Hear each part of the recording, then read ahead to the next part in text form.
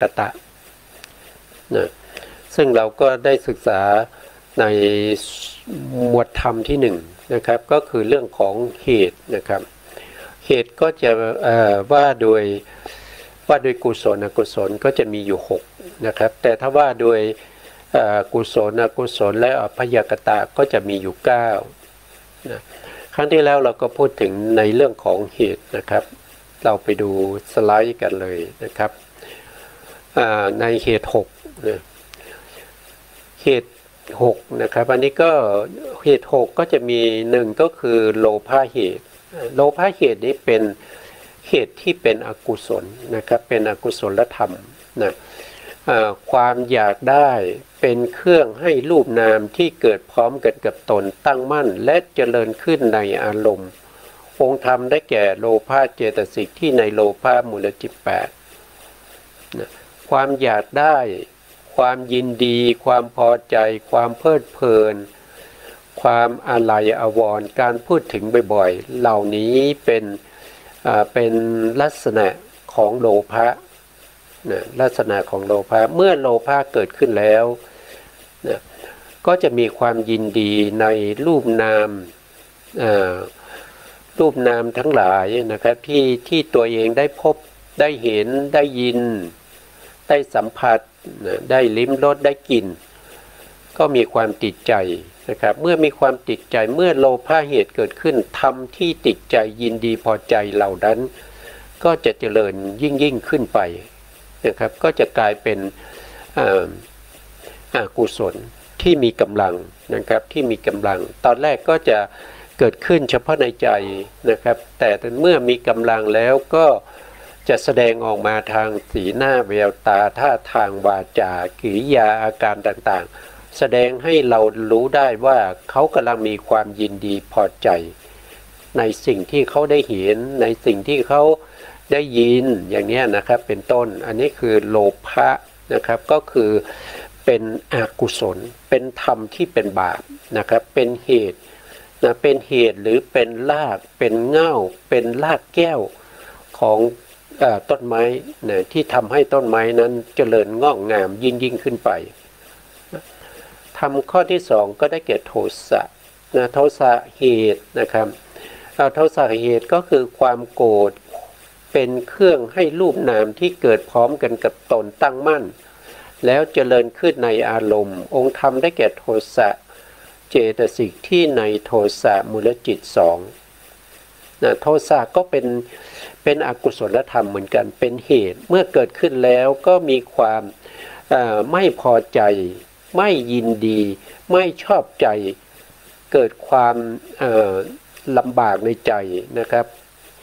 น้อยใจต่ำใจร้องไห้พวกนี้เป็นลักษณะของโทสะนะครับโทสะเกิดขึ้นมาแล้วโทสะนั้นก็จะทำให้รูปนามที่เกิดขึ้นพร้อมกับตัวเองเนี่ย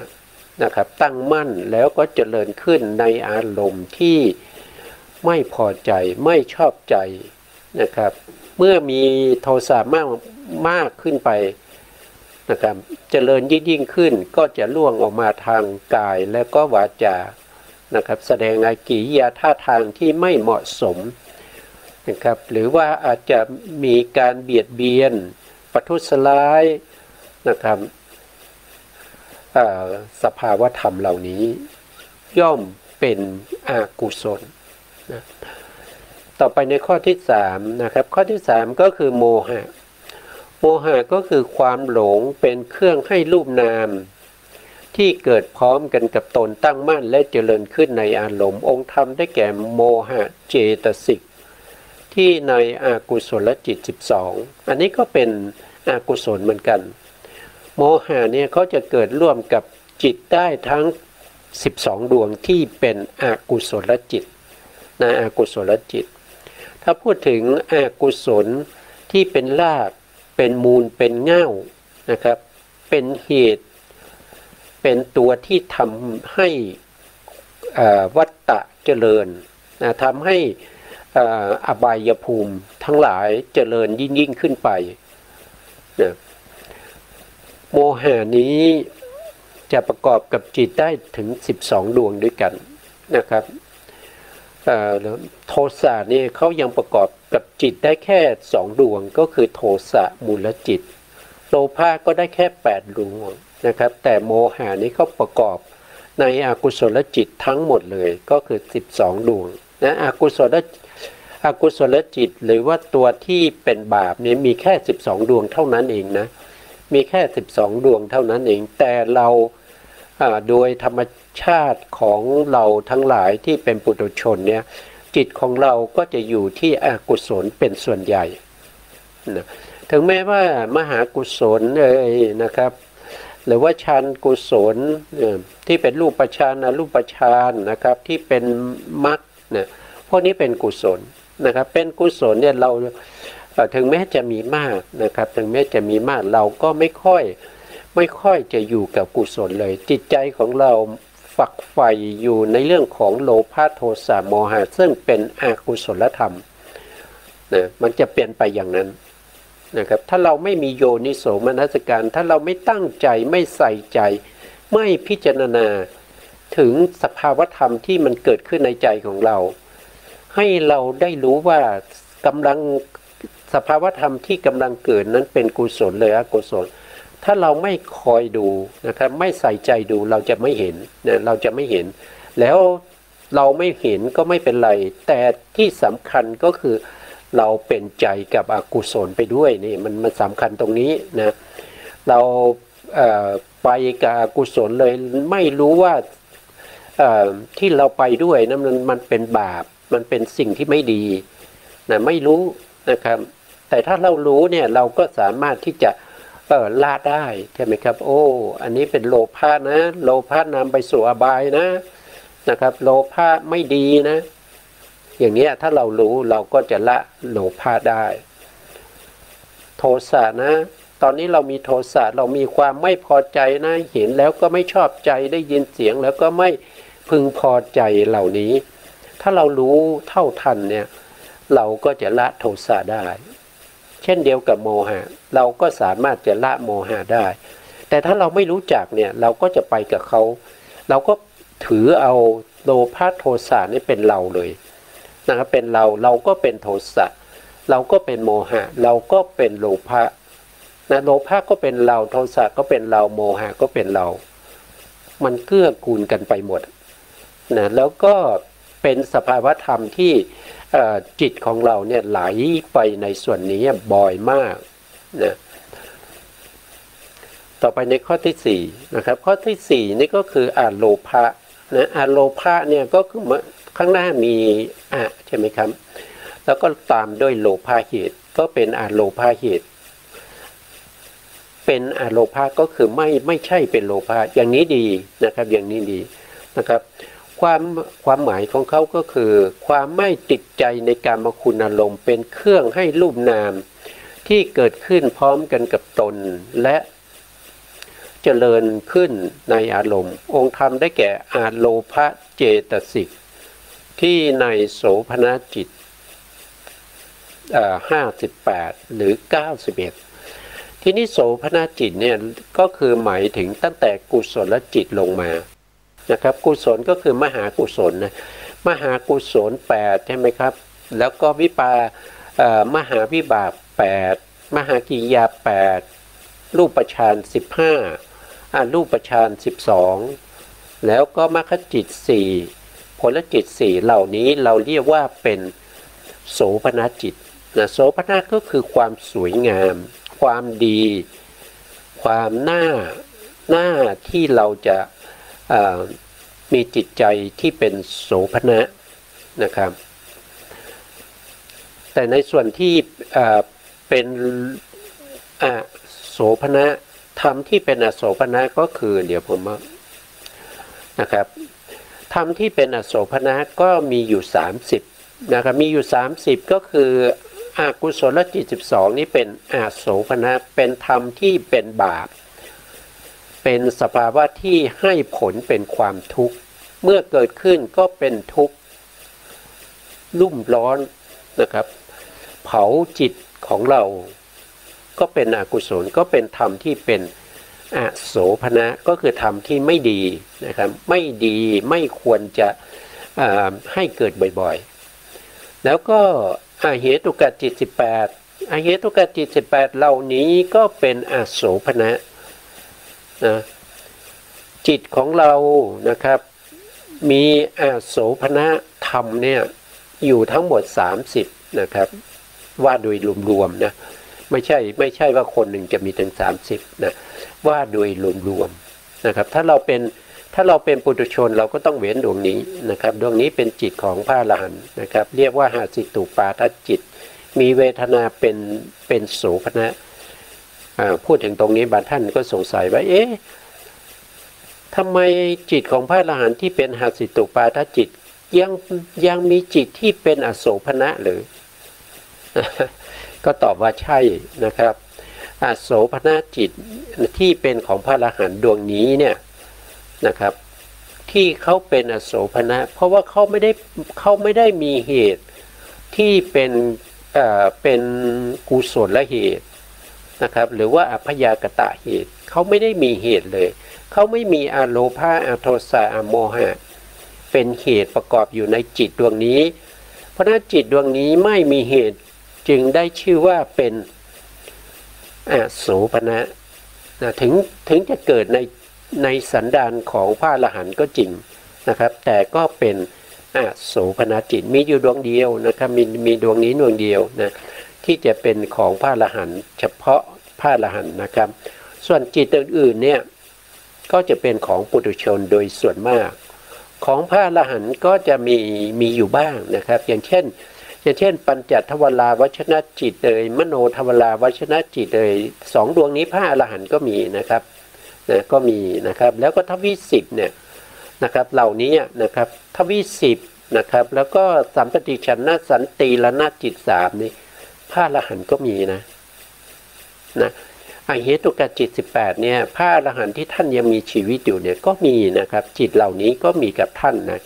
แต่จิตเหล่านี้เป็นจิตที่ไม่มีเหตุประกอบไม่มีโลภะโทสะโมหะไม่มีอโลภะอโทสะอโมหะนะด้วยการที่เขาไม่มีเหตุจึงได้ชื่อว่าเป็นอเหตุกะหรือจัดอยู่ในประเภทที่เป็นอโสภณจิตก็คือจิตที่ไม่สวยงามนะเป็นจิตที่ไม่สวยงามนะอันนี้เป็นโดยปกติโดยธรรมชาติเขาเป็นอย่างนั้นนะโดยธรรมชาติเขาเป็นอย่างนั้นแล้วก็โดยการจำแนกความเป็นโสภณจิตแล้วก็อโสภณจิตนะมันก็จะเป็นอย่างนี้นะโสภณจิตมีอยู่ว่าโดยย่อมีอยู่58นะ58นะ58ก็คือตั้งแต่ตรงนี้นะครับตั้งแต่ตรงที่เป็นมหากุศลเนี่ยลงมานะครับลงมามหากุศลนะครับมหาวิบากมหากิยาแล้วก็รูปาวจรจิต15อรูปาวจรจิต12นะครับแล้วก็มรรคจิต4ว่าโดยย่อ4ว่าโดยผลจิตว่าโดยย่อก็4จิตเหล่านี้ถ้ารวมกันแล้วว่าโดยย่อๆก็จะมีอยู่50เท่าไหร่นะ58นะครับมีอยู่58นะมี58แต่ถ้าว่าโดยพิสดารก็จะมีอยู่91จิตพวกนี้เป็นจิตที่เป็นโสภณะนะครับเป็นจิตที่เป็นโสภณะโสภณะก็คือหมายถึงว่าเขาประกอบอยู่ในเหตุที่เป็นโสภณะเหตุนะครับโสภณะเหตุก็มีอโลภะก็คือความไม่ติดใจในกามคุณอารมณ์นะครับเนี่ยนะไม่ติดใจในกามคุณอารมณ์เป็นเครื่องให้รูปนามที่เกิดพร้อมกันกับตนนั้นตั้งมั่นและเจริญขึ้นในอารมณ์องค์ธรรมได้แก่โลภะเจตสิกที่ในโสภณจิตอันนี้เป็นโสภณะนะครับต่อมาในข้อที่5นะครับข้อที่5ก็เป็นอโทสาเหตุอโทสาเหตุก็คือความไม่โกรธนะครับความไม่โกรธนะครับความไม่น้อยเนื้อต่ำใจไม่ร้องไห้นะไม่เสียใจนะเป็นจิตที่ไม่โกรธนะไม่โกรธเป็นเครื่องให้รูปนามที่เกิดขึ้นพร้อมกับตนนั้นตั้งมั่นและเจริญขึ้นในอารมณ์องค์ธรรมก็คือได้แก่โทสะเจตสิกที่ในโสภณจิต 59หรือ91นะอันนี้ก็เป็นฝ่ายที่เป็นเหตุที่เรียกว่าเป็นโสภณเหตุนะครับเป็นโสภณเหตุต่อไปเหลืออีกหนึ่งนะครับอีกหนึ่งก็คือโมหะเหตุนะโมหะเหตุก็คือความไม่หลงนะเป็นเครื่องให้รูปนามที่เกิดขึ้นกับตนตั้งมั่นและเจริญขึ้นในอารมณ์นะองค์ธรรมก็คือได้แก่ตัวปัญญาเจตสิกนะปัญญาเจตสิกที่อยู่ในญาณสัมปยุตตจิตนะสัมปยุตตจิต47หรือ79นะครับเรามาดูจิตที่เราเรียกว่าเป็นโสภณจิตแล้วก็โสภณจิตนี้ไม่ใช่ว่าทุกดวงนี้จะมีปัญญานะครับมีจิตที่เป็นญาณวิปยุตก็คือไม่ประกอบด้วยปัญญาเนี่ยอยู่12ดวงนะมี12ดวงเท่านั้นเองนะนอกนั้นที่เป็นโสภณะจะต้องประกอบด้วยปัญญาหมดนะครับไม่ประกอบด้วยปัญญามีอยู่แค่12ดวงเท่านั้นเอง12ดวงนั้นก็คือเป็นญาณวิปยุตก็คือได้แก่มหากุศล4ดวงข้างหลังนี้นะครับก็คือดวงที่3ดวงที่4ดวงที่7แล้วก็ดวงที่8 4ดวงนี้เป็นญาณวิปยุตไม่ประกอบด้วยปัญญาแล้ว4ดวงนี้มีเหตุประกอบอยู่แค่2เหตุนั่นก็คือโลภะเหตุคือความไม่ยินดีติดใจนะแล้วก็โทสะเหตุก็คือความไม่โกรธนะครับความไม่โกรธมีเหตุ2เท่านั้นนะ4ดวงนี้เป็นมหากุศลนะ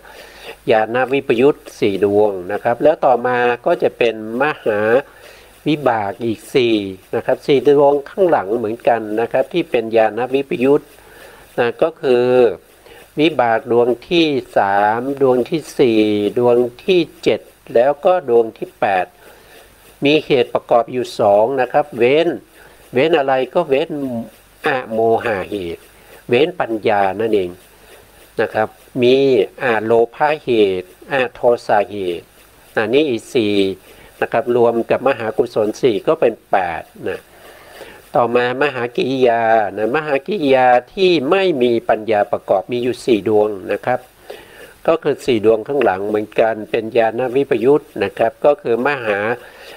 กิริยาดวงที่3ดวงที่4ดวงที่7แล้วก็ดวงที่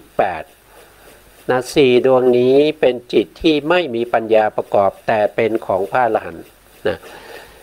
ตรงนี้ก็เสริมนิดหนึ่งว่า พระอรหันต์เนี่ยท่านก็ยังมีจิตประเภทที่ไม่มีปัญญานะครับไม่มีปัญญาประกอบนะถึงจะเป็นจิตที่เกิดในสันดานของพระอรหันต์ก็จริงนะเขาไม่มีปัญญาประกอบก็เพราะว่าไม่จำเป็นที่ต้องใช้ปัญญาทำไมไม่จำเป็นก็ยกตัวอย่างเช่นนะครับถ้าเราสวดมนต์ตอนแรกเนี่ยที่เราเริ่มสวดเนี่ยเราก็ต้องเปิดหนังสือเราก็ต้องใจจดจ่อกับตัวอักษรแล้วก็เสียงใช่ไหมครับเราก็จะจดจ่อแล้วก็จิตก็จะน้อมไปสู่ความหมายของการสวดมนต์อย่างนั้นถือว่าเป็นญาณสัมปยุตแต่เมื่อเรามีความชำนาญนะครับหมายถึงพระอรหันต์นะไม่ใช่ปุถุชนหรือว่าเป็นพระเสขะไม่ใช่หมายถึงพระอรหันต์นะครับเดี๋ยวว่าเราเนี่ยจะเข้าใจผิดว่าผมเป็นพระอรหันต์จะยุ่งเลยนะผมไม่ได้เป็นพระอรหันต์นะครับก็ขอใช้คำว่าถ้าเป็นของพระอรหันต์ก็แล้วกันนะครับไม่ได้เข้าใจผิดจิตของพระอรหันต์เนี่ยท่านยังมีประเภทที่ไม่ประกอบด้วยปัญญาเหมือนกันนะ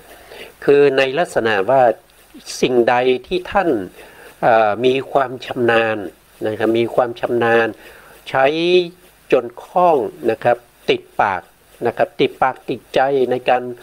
ท่องบนสาธยายในพระธรรมคำสั่งสอนของพระพุทธเจ้านะครับอย่างนี้เนี่ยท่านไม่จำเป็นต้องใช้ปัญญาเพราะท่านมีความชำนาญแล้วแต่มีความชำนาญแล้วเกิดความเชี่ยวชาญนะเพราะฉะนั้นจิตที่จะมาทำหน้าที่ก็จะเป็นญาณวิปยุตไม่จำเป็นเดี๋ยวต้องใช้ญาณสัมปยุตเพราะท่านมีความชำนาญมีความเชี่ยวชาญในกิจ ที่ตัวเองทำนะก็เหมือนเดียวกันกับอเหตุกะพวกนี้นะครับอเหตุกะจิต18เนี่ยนะครับก็เป็นเกิดกับพระอรหันต์ได้เหมือนกันแต่พวกนี้ก็ไม่มีเหตุใดๆเลยไม่ว่าจะเป็นอโลภะอโทสะอโมหะนะก็ไม่มีเลยนะแล้วก็จัดอยู่ในประเภทที่เป็นอโสภณะเหมือนกันเป็นอโสภณะแต่พระอรหันต์ก็ยังจำเป็นที่จะต้องใช้จิตพวกนี้อยู่ถึงแม้ว่าท่านได้เป็นพระอรหันต์แล้วยังมีชีวิตอยู่ยังต้องใช้ชีวิตในแต่ละวันนะในแต่ละวันนะครับตั้งแต่ท่านตื่นนอนนะครับแล้วจนถึงท่านเข้านอนหลับไปเนี่ยท่านก็จะให้จิตพวกนี้นะครับในการที่เห็นในการที่ได้ยินในการที่ได้กลิ่นได้รสได้สัมผัสเนี่ย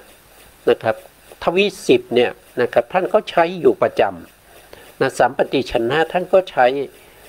นะสันติละนาท่านก็ใช้นะสันติละนาเนี่ยท่านบางครั้งเนี่ยท่านก็ยังใช้ในไม่ใช่กิจของสันติละนาแต่ไปทำหน้าที่เป็นตัทธารมณะก็มีท่านก็ยังใช้อยู่นะครับเพราะฉะนั้นพระอรหันต์ยังจำเป็นที่ต้องใช้อาเหตุกะจิตซึ่งเป็นอาโสภณะจิตด้วยนะนี่คือเขาจำเป็นนะครับเพราะว่าตามธรรมชาติเนี่ยการเห็นจะเกิดขึ้นได้มันก็ต้องมีอาเหตุกะจิตพวกนี้การได้ยินก็จะต้องมีจิตพวกนี้เกิดขึ้นในการเห็นนะครับในการได้ยินในการได้กลิ่นได้รสได้สัมผัสพวกนี้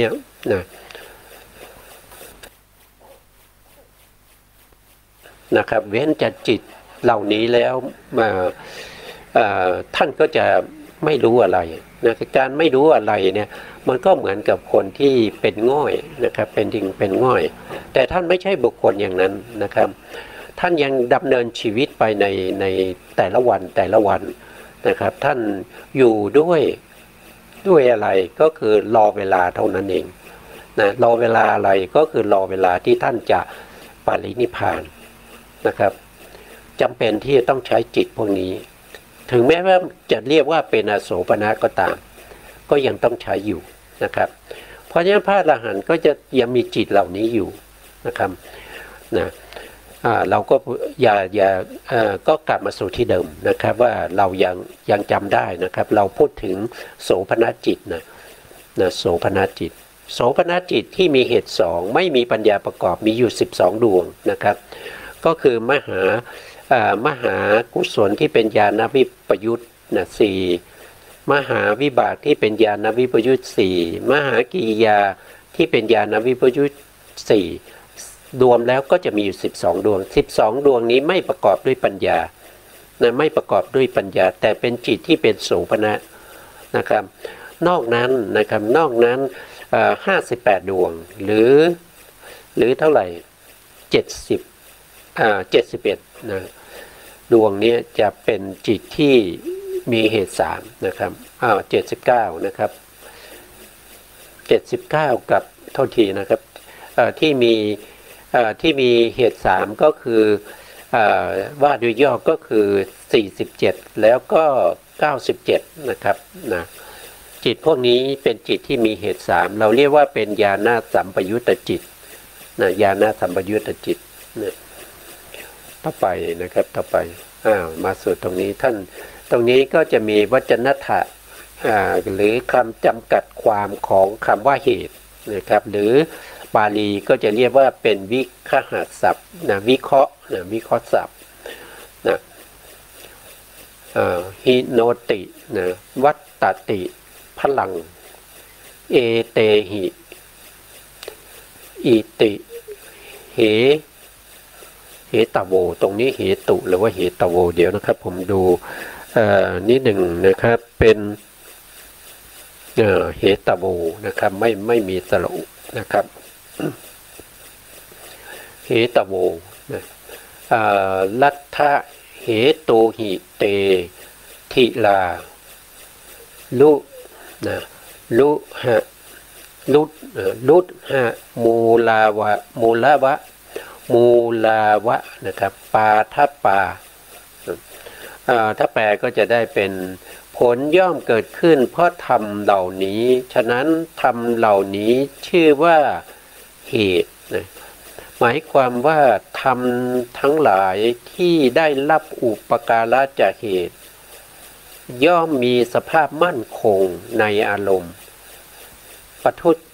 ะดุจดังต้นไม้ที่มีรากงอกงามแผ่ไปฉะนั้นอันนี้ท่านก็พูดถึงวจนถาของคำว่าเหตุนะครับเหตุนี้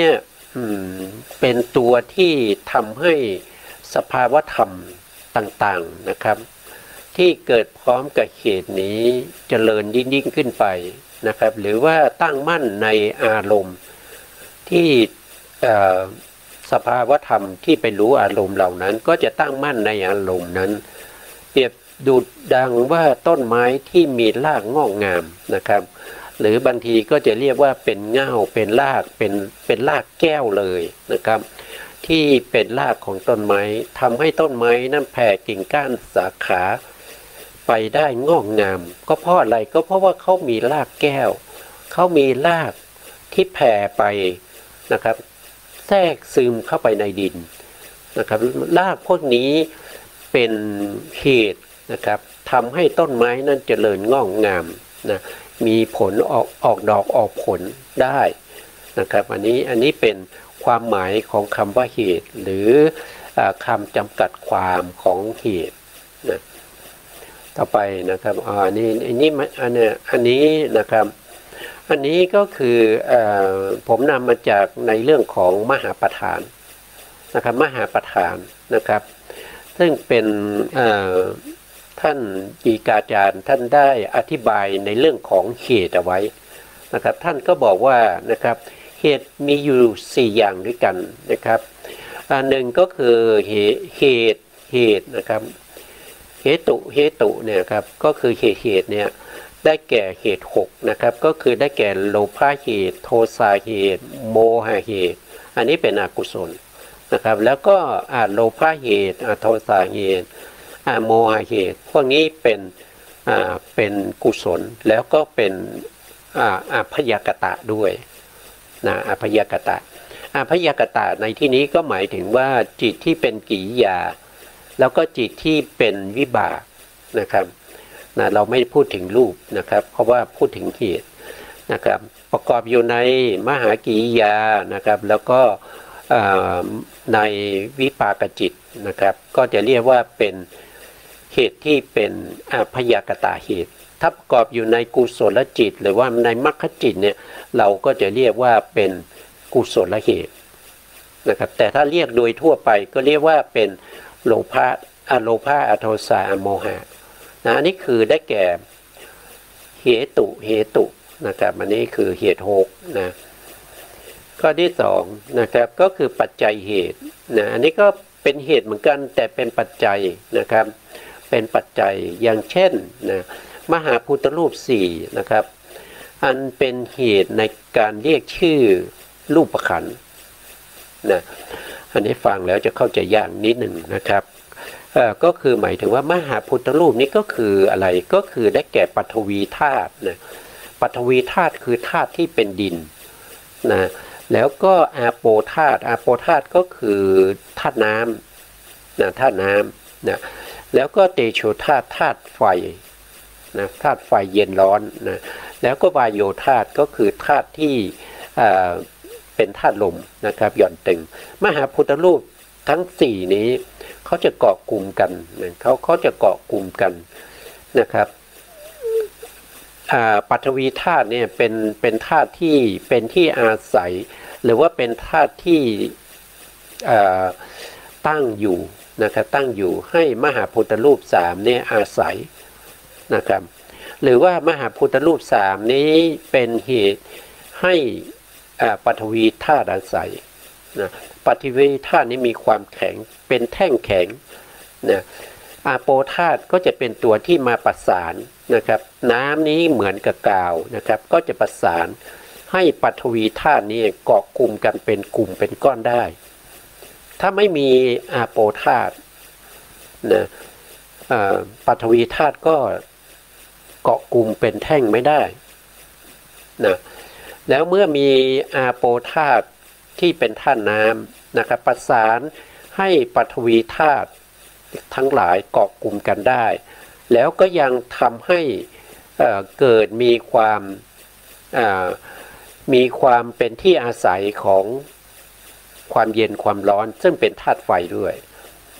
แล้วเป็นที่อาศัยเกิดของ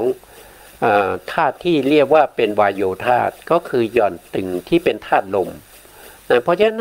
ธาตุเหล่านี้เขาอาศัยซึ่งกันและกันนะครับอาศัยซึ่งกันและกันเกิดขึ้นตั้งอยู่นะเกิดขึ้นตั้งอยู่แล้วหมดเหตุหมดปัจจัยนะครับเขาก็จะสลายไปนะครับสลายไปย่อยยับไปนะครับตามเหตุตามปัจจัยนั้นนะครับมหาพุทธรูปเหล่านี้ที่เกาะกลุ่มกันนี้ที่เป็นเหตุให้เรียกว่าเป็นรูปขันธ์นะถ้าไม่มีมหาพุทธรูปเนี่ยมันจะไม่มีสภาวะธรรมอื่นมาเกาะกลุ่มกันได้นะครับเพราะว่าด้วยปัจจัยของมหาพุทธรูปที่เขาอาศัยซึ่งกันและกันในธาตุดินธาตุน้ำธาตุไฟธาตุลมเนี่ยที่เกาะกลุ่มกันเนี่ยนะครับที่เขาเกาะกลุ่มกันอย่างนี้เนี่ยจึงเป็นที่อาศัยของรูปที่เราเรียกว่าอุปัฏฐยรูปอีก24รูปเป็นที่มาอาศัยมหาพุทธรูปเกิดขึ้นนะครับถ้าไม่มีมหาพุทธรูปรูป24นั้นก็เกิดไม่ได้นะเกิดไม่ได้เมื่อรูป24หรือว่ารูปที่เป็นมหาพุทธรูปแต่ละรูปเนี่ยที่ไม่สามารถที่จะเกาะคุมกันได้นั่นมันก็จะไม่มีสภาวะอย่างนี้สภาวะของความแข็งมันก็จะไม่มีนะสภาวะของความเอิบอาบที่ไหลไปได้จับกลุ่มเกาะกลุ่มกันก็จะไม่มีใช่ไหมครับแล้วความเย็นความร้อนก็จะไม่มีนะความหย่อนความตึงก็จะไม่มีถ้ามหาพุทธรูปเขาไม่อยู่ในสภาวะของความเป็นมหาพุทธรูปที่อาศัยซึ่งกันและกันแล้วไม่มีอะไรสิ่งเหล่านี้ก็จะไม่มีชื่อนะครับเพราะมันไม่มีมหาพุทธรูปจะเรียกว่าชื่ออะไรก็ไม่ได้นะครับจะเรียกได้อย่างเดียวนั่นก็คือความไม่มีนะครับถึงแม้จะไม่มีอะไรก็ยังมีชื่อนะครับชื่อว่าไม่มีนะอันนี้มหาพุทธรูปจึงเป็นที่อาศัยให้เกิดนามเรียกขันธ์กันว่าเป็นรูปขันธ์นะครับรูปขันธ์นะแต่มหาพุทธรูปแล้วก็อุปัฏฐยรูปที่เกิดรวมกันเป็นกลุ่มเป็นก้อนแล้วก็มีนามธรรมมาอาศัยอยู่นะครับเมื่อเขารวมกันทั้งที่เป็นเวทนาขันธ์สัญญาขันธ์สังขารขันธ์วิญญาณขันธ์รวมกันอย่างนี้เราจะไม่เรียกว่าเป็นรูปขันธ์นะเราเรียกว่ารูปที่เป็นปิยรูปสาตรูปซึ่งเป็นที่อาศัยให้เกิดกิเลสนะครับเป็นอารมณ์ของกิเลสได้นะครับเป็นวัตถุที่กิเลสเข้าไปอาศัยได้เพราะมันเป็นอะไรเป็นนามธรรมที่เป็นทั้งนามธรรมและรูปธรรมที่เกาะกลุ่มกันเรียกว่าปิยรูปสาตรูปนะอันนี้เป็นที่อาศัยเกิดของกิเลสแต่ถ้าเราแยกย่อยลงไปเราไม่เอานามธรรมเราเอาเฉพาะในส่วนที่เป็นรูปนะครับไม่ว่าจะเป็นมหาพุทธรูปหรือว่าอุปัฏฐยรูปเหล่านี้แกะลงไปเนี่ยเราก็จะเห็นแต่ความเป็นรูปนะครับมีลักษณะของความสลายแปรปรวนไปอย่างนี้เราจะเรียกว่าเป็นรูปขันธ์นะครับเราจะเห็นเป็นรูปขันธ์ได้แต่เมื่อไหร่ที่เราเห็นนะครับเห็นสภาวธรรมที่เขาเกาะกลุ่มกันนะครับเราเรียกว่าเป็นปิยรูปสาตรูปเป็นที่อาศัยเกิดของกิเลสเพราะฉะนั้นเราเห็นเมื่อไหร่เราก็จะเห็นว่าเป็นผู้หญิงผู้ชายนะครับเป็นพ่อเป็นแม่เป็นชีเป็นพระอย่างนี้เป็นตัวตนเป็นสัตว์เป็นบุคคลนะมัน มันไม่ใช่เป็นรูปขันธ์นะรูปขันธ์ต้องแยกย่อยในส่วนที่เป็นอุปทัยเป็นมหาพุทธรูปแล้วก็อุปทัยรูปที่อาศัยมหาพุทธรูปเกิดเพราะฉะนั้นสิ่งเหล่านี้เป็นสิ่งที่ทำให้มีชื่อเรียกว่าเป็นรูปขันธ์นะรูปขันธ์นะครับก็เรียกว่าเป็นปัจจัยเหตุนะครับหรือบางครั้งก็ยังเป็นเหตุปัจจัยในเรื่องของกุศลธรรมหรือว่ากุศลธรรมนะครับในเรื่องของมหาประธานนะครับก็เป็นเหตุปัจจัยนะครับเหตุสัมปยุตตกานังธรรมานังอย่างเนี้ยนะครับอันนั้นก็เป็นเรื่องของมหาประธานนะครับถ้าเรายังไม่ทิ้งกันนะครับเราศึกษาไปเรื่อยๆเนี่ยเราก็จะได้ศึกษานะครับเพราะว่ามหาประธานเนี่ยก็จะเป็นชั้นชั้นมหาเอกนะชั้นมหาเอกนะครับเป็นคัมภีร์สุดท้ายในพระพิธรรมนะครับเรียกว่าเป็นมหาประธานนะครับเป็นคัมภีร์สุดท้ายนะครับเราก็จะได้เรียนกันนะครับ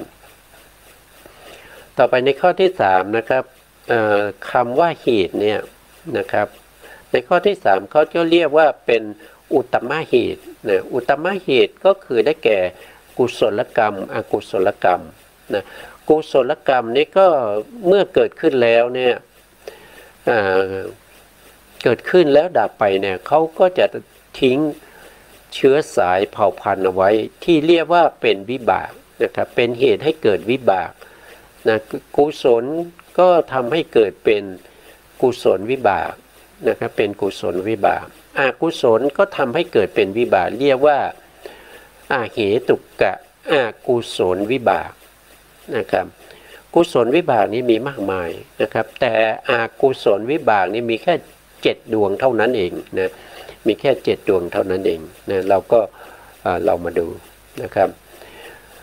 อกุศลมีอยู่ทั้งหมด12ดวงนะครับเมื่อเราทำอกุศลไปแล้วไม่ว่าจะมีความยินดีพอใจในการเห็นในการได้ยินเสียงนะครับหรือว่าจะมีโทสะมีความไม่พอใจขุ่นเคืองใจประทุษร้ายฆ่าฟันกันนั่นก็เป็นโทสะนะครับแล้วโมหะก็คือความลังเลสงสัยความฟุ้งซ่านไปในสภาวธรรมต่างๆนะเมื่ออกุศลจิต12ดวงนี้เกิดขึ้นกับเราแล้วเนี่ยต่อมาเนี่ยเขาก็จะให้ผลเมื่อเขาให้ผลมาก็จะเป็นอเหตุกาวิปากจิต7เขาจะให้ผลมาแค่7ดวงเท่านั้นก็คือได้แก่จักขุวิญญาณดวงที่1นะครับดวงที่2ก็โสตวิญญาณ3ก็คานะวิญญาณ4ก็ชิวหาวิญญาณ5ก็กายวิญญาณนะครับ6ก็สัมปติฉันนะรับอารมณ์ต่อจากทวิปัญจวิญญาณจิต10ส่งต่อให้แก่สันติละนะทำหน้าที่ไต่สวนนะครับมีแค่7ดวงเท่านั้นเองนะครับมีแค่นี้เองนะครับที่เป็นผลของอกุศลวิบากนะแต่เมื่อเขาเกิดขึ้นแล้วทุกข์ทรมานเหลือเกินนะครับเขาเกิดที่ไหนก็เขาเกิดในอบายแม้กระทั่งเกิดในมนุษย์นะครับผลของอกุศลก็ให้ผลเผ็ดร้อนนะครับเกิดมาเป็นคนยากจนในฐานะต้อยต่ำนะครับหาเช้ากินค่ำไม่พอพวกนี้นะก็มาจากอกุศลนะครับบ้านช่องก็ไม่มีนะครับต้องนอนตามสวนสาธารณะใต้สะพานอย่างเงี้ยก็เพราะอะไรก็เพราะว่าชาติก่อนๆเราเคยเป็นเศรษฐีแต่เราตนีไม่เคยให้ทานนะครับก็จะได้เกิดมาเป็นมนุษย์ด้วยผลของกุศลแต่อกุศลก็มาซ้ำเติมให้เราเป็นคนยากจนนะครับทำการงานอะไรก็ตามมีแต่ขาดทุนนะครับไม่มีกำไรเลยเพราะเราไม่เคยให้ทานมาก่อนใช่ไหมเราไม่เคยให้ทานมาก่อนเราเคยเป็นเศรษฐีในอดีตเราก็ไม่ให้ทานนะครับเราก็ตนีอย่างเงี้ยพอความตนีนั้นเขาให้ผลมา นะให้ผลมาเราก็จะต้องเป็นคนยากจนนะครับอย่างนี้เป็นต้นนะครับเพราะฉะนั้นจึงถึงแม้ว่าจะมีแค่7ดวงเนี่ยนะครับทุกทรมานนะครับผลของอกุศลเนี่ยนะครับส่วนกุศลเนี่ยมีมากนะครับมีผลมากนะมหากุศลยกตัวอย่างเช่นมหากุศลนะมหากุศลนี่มีแค่8ดวงเท่านั้นแต่ให้ผลมาถึงเท่าไหร่16ดวงนะครับ16ดวงก็คือที่เป็นอเหตุกะตรงนี้อยู่8ดวงนะครับเนี่ยนะก็คือแถวที่2นะครับก็คือจักขุวิญญาณเห็นแต่สิ่งดีๆนะโสตวิญญาณก็ได้ยินแต่เสียงดีๆเขาสรรเสริญยกยอนะคานะก็ได้แก่กลิ่นดีๆกลิ่นที่เราชอบนะแล้วก็ชิวหาก็ลิ้มรสอาหารอร่อยๆนะแล้วก็กายนะครับกาย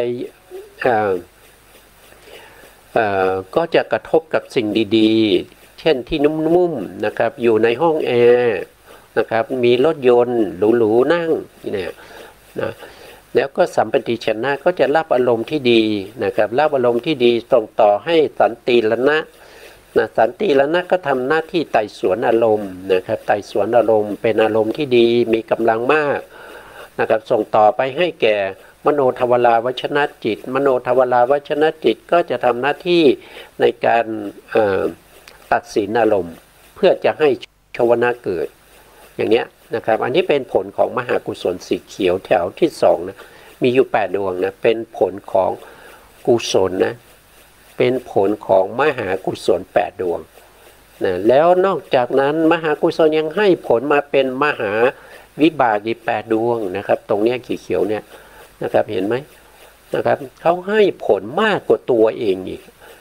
ตัวเองมีแค่8แต่ให้ผลมาเป็นถึง16ดวงด้วยกันนะอันนี้เขาให้ผลมามากนะครับเพราะฉะนั้นจึงได้ชื่อว่าไม่ชื่อว่ากุศลธรรมดาแต่เป็นมหากุศลนะเป็นมหากุศลเพราะเขาให้ผลมากนะให้ผลได้มากนะอย่างนี้เป็นต้นนะครับที่เราเรียกว่าเป็นอุตตมเหตุนะครับก็คือกุศลกรรมนะให้ผลมาเป็นกุศลวิบากนะแล้วก็อกุศลกรรมก็ให้ผลมาเป็นอกุศลวิบากนะครับที่ได้ให้ดูรูปไปแล้วนะต่อมาในข้อที่4นะครับข้อที่4ก็คือสาธารณเหตุสาธารณเหตุก็คือได้แก่อวิชชาอวิชชาคือความไม่รู้ความหลงความโง่ความไม่เห็นสัจธรรมไม่รู้ในเรื่องของขันธ์อายตนะธาตุที่เป็นอดีตอนาคตแล้วก็ปัจจุบันนะไม่รู้ในอริยสัจสี่นะไม่รู้ว่าอะไรเป็นทุกขสัจอะไรเป็นสมุทัยสัจอะไรเป็นนิโรธสัจอะไรเป็นมรรคสัจนะครับแล้วก็ไม่รู้เรื่องของเหตุผลในเรื่องของการเวียนว่ายตายเกิดที่เราเรียกว่าเป็นปฏิจจสมุปบาทเขาก็ไม่รู้นะครับ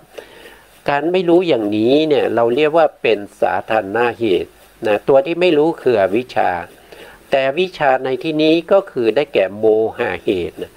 ก็ได้แก่ตัวโมหะนะครับได้แก่ตัวโมหะนะอันเป็นเหตุให้เกิดสังขารธรรมทั่วทั้งหมดนะขันธ์5นะครับในเหตุทั้ง4อย่างนี้ปัจจัยเหตุได้แก่เหตุนะครับก็ปัจจัยเหตุนี้ก็ยังเป็นเหตุ6ได้นะครับก็ท่านบอกว่าเหตุปัจจัยก็เป็นเหตุนะครับก็คือเป็นเหตุ6นั่นเองก็คือได้แก่โลภะโทสะโมหะแล้วก็อโลภะอโทสะโมหะนี่ก็เป็นเรื่องของเหตุ4อย่างที่นำมาจากในมหาปฐานมาจากดีกาของมหาปฐานนะครับในเรื่องของเหตุปัจจโยนะตรงนี้ท่านก็มีคำอธิบายไว้นะครับอธิบายไว้ตรงนี้นะอธิบายนี้ผมก็ได้อธิบายไปแล้วตรงนี้นิดหนึ่งนะครับถ้าแบ่งแยกเหตุโดยชาตินะโดยชาติก็จะได้อยู่ นะครับได้อยู่4อย่างด้วยกันนะนั่นก็คือได้แก่อกุศลชาติอกุศลชาตินี้ก็จะมีอยู่3นะครับก็ได้แก่โลภะโทสะโมหะอันนี้จะเรียกว่าเป็นอกุศลเหตุหรืออกุศลชาติก็ได้นะครับก็ว่าโดยชาตินะครับว่าโดยชาติเราก็เรียกว่าเป็นอกุศลชาติก็แล้วกันนะครับชาติที่2เราเรียกว่าเป็นกุศลชาติกุศลชาติก็มี3ก็คืออโลภะอโทสะโมหะนะครับก็คือเหตุทั้ง3นี้ประกอบอยู่ในกุศลจิตนะอยู่ในกุศลจิตกุศลจิตก็เรียกว่าเป็นกุศลชาติเพราะฉะนั้นเหตุที่ประกอบอยู่ในกุศลชาติก็เป็นกุศลเหตุนะครับก็เป็นกุศลเหตุต่อไปในข้อที่3นะครับว่าโดยชาตินะว่าโดยชาติก็เรียกว่าเป็นวิปากชาตินะวิปากชาติก็วิปากชาติก็ได้แก่วิปากจิตนั่นเองว่าโดยสภาวธรรมที่พระพุทธองค์แสดงก็คือวิบากนี้พระพุทธองค์ไม่ได้แสดงโดยความเป็นอกุศลและก็ไม่ได้แสดงโดยความเป็นกุศลแต่แสดงเป็นอย่างอื่นอย่างอื่นนั้นก็คืออภยากตะนะครับก็เลยเรียกว่าเป็นอภยากตาเหตุแต่เกิดกับวิบากก็เติมวิบากเข้าไปก็เป็นวิบากอภยากตาเหตุ3นะครับก็ได้แก่โลภะโทสะโมหะที่ประกอบอยู่ในสาเหตุกะวิปากจิตนะสาเหตุกะวิปากจิตบางท่านเนี่ยจะสงสัยว่าตรงที่เป็นวิปากะอภยากตาเหตุเนี่ยเป็นอันเดียวกันกับกุศลเหตุใช่ไหมชื่อเหมือนกันเลยเนี่ยอโลภะก็อโลภะอโทสะก็อโทสะโมหะก็โมหะก็ตอบว่ามันไม่ใช่นะมันไม่ใช่อันเดียวกันนะมันเป็นคนละอันไม่ใช่อันเดียวกันนะครับแต่ชื่อเหมือนกันเท่านั้นเองนะครับก็เหมือนกับมนุษย์เรานะครับคนที่ชื่อประเสริฐก็มีหลายคนนะครับแต่ถามว่าประเสริฐที่เป็นอาจารย์สอนภาคพิธรรมเนี่ยใช่ไหมมันก็มีคนเดียวนะครับเป็นอาจารย์สอนภาคพิธรรมชื่อประเสริฐนะครับก็มีคนเดียวนะครับแต่ชื่อประเสริฐเนี่ยมีมากนะครับมีหลายคนนะครับอย่างที่ผมทำงานที่ผมเคยทำงานก็มีประเสริฐตั้งมีประเสริฐอยู่4คนนะครับนะผมเคยทำงานอยู่ที่การไฟฟ้านะครับมีประเสริฐตั้ง4คนนะประเสริฐทำงานธุรการก็มีนะครับประเสริฐเป็นพคล.พนักงานขับรถก็มีนะครับประเสริฐที่อยู่อยู่เรื่องของระบบเรื่องของการเก็บเงินค่าไฟก็มีนะครับแต่ผมก็อยู่ในส่วนที่เป็นกองที่เขาเรียกว่าเป็นกองเนี่ยปลดเกษียณมา3 ปีลืมเลย นะครับก็เป็นกองที่เขาเรียกว่าเป็นกองปฏิบัติการในส่วนที่เป็นเกี่ยวข้องกับการวางแผนนะครับอันนี้ก็ให้เรารู้ว่าคำว่าโลภะโทสะโมหะเนี่ยที่เกิดในกุศลชาติกับวิปากชาติเนี่ยมันไม่เหมือนกันนะมันไม่ใช่อันเดียวกันนะแต่ชื่อเหมือนกันเท่านั้นเองนะครับชื่อเหมือนกันเท่านั้นเองแต่ตัวสภาวะเขาไม่เหมือนกันนะครับเขาไม่เหมือนกันนะไม่เหมือนกันในที่นี้ก็คือหมายถึงว่าถ้าเขาไปเกิดในวิบากเนี่ยเขาจะไม่มีผลแล้วนะเขาไปเกิดในวิบากแสดงว่าเขาสุกงอมแล้วนะครับแล้วก็จะเข้าถึง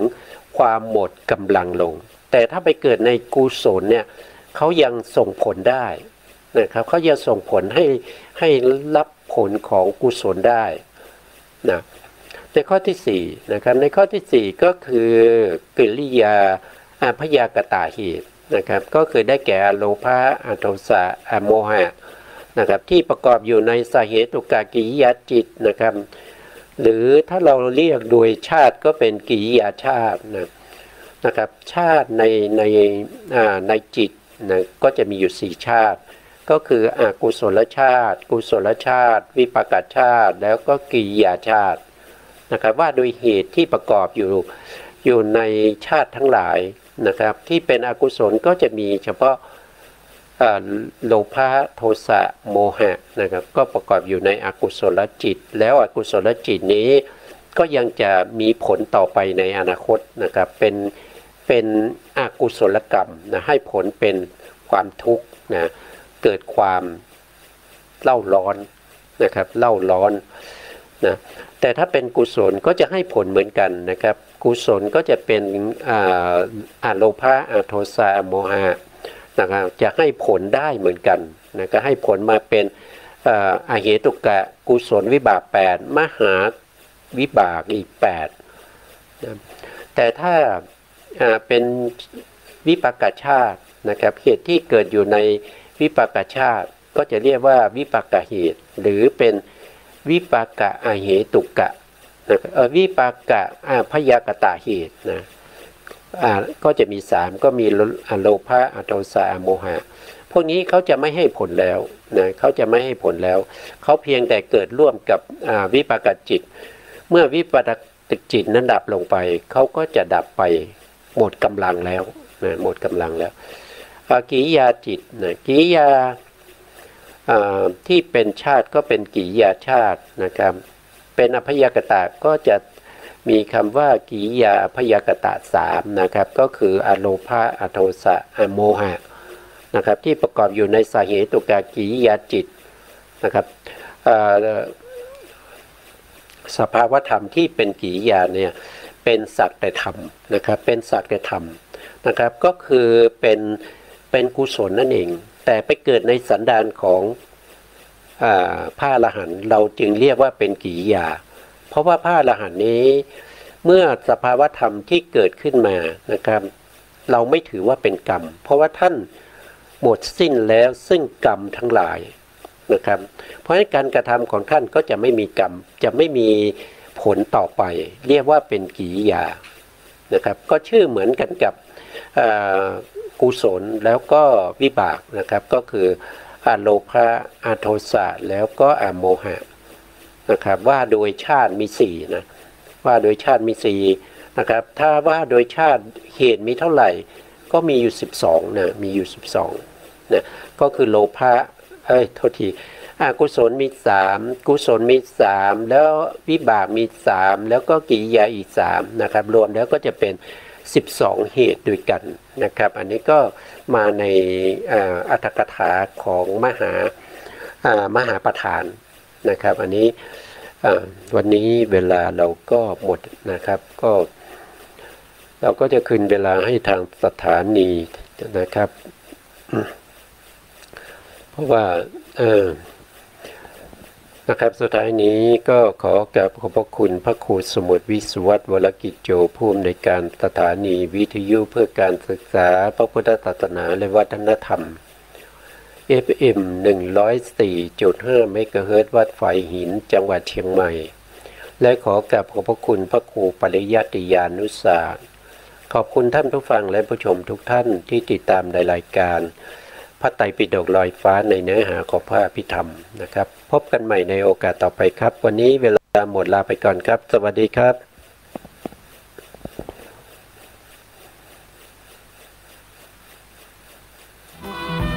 โลกแสนวุ่นวายมาก